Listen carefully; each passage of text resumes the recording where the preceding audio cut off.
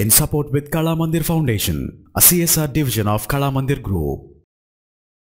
ఇప్పటివరకు మనం రకరకాల కీబోర్డ్స్ని చూస్తున్నాం. వీటన్నిటికీ భిన్నంగా ఇప్పుడు నేను స్లాష్ కీబోర్డ్ అని చెప్పేసి ఒక అద్భుతమైన కీబోర్డ్ని పరిచయం చెబుతూ ఉన్నాను.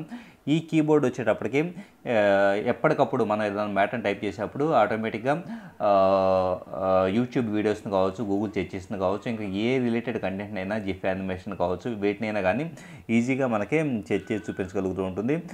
ఫర్ ఎగ్జాంపుల్ అమెజాన్ ప్రొడక్ట్స్ని ఏదైనా మనకు కావాలంటే అమెజాన్ ప్రొడక్ట్స్ని వీటిలో లిస్ట్ చేసుకోవచ్చు. అలా కాంటాక్ట్స్ని యాడ్ చేసుకో, ఎమోజీస్ని యాడ్ చేసుకోవచ్చు.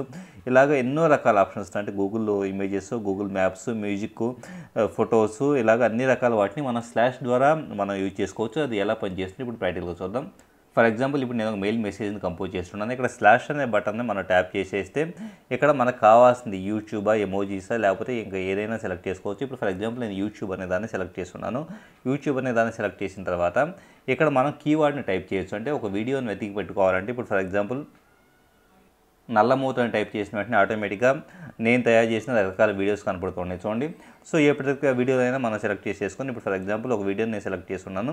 ఆటోమేటిక్గా ఆ పర్టికులర్ వీడియో అనేది యాజ్ ఇట్ ఈస్గా మెయిల్లో వచ్చేసింది. అంటే ప్రత్యేకంగా మనం వెతికి పెట్టుకోవాల్సిన పని లేకుండా ఇక్కడ వచ్చేస్తుంది.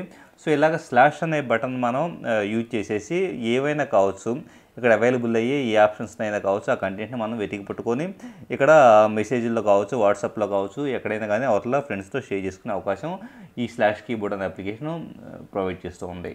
In support with Kala Mandir Foundation, a CSR division of Kala Mandir Group.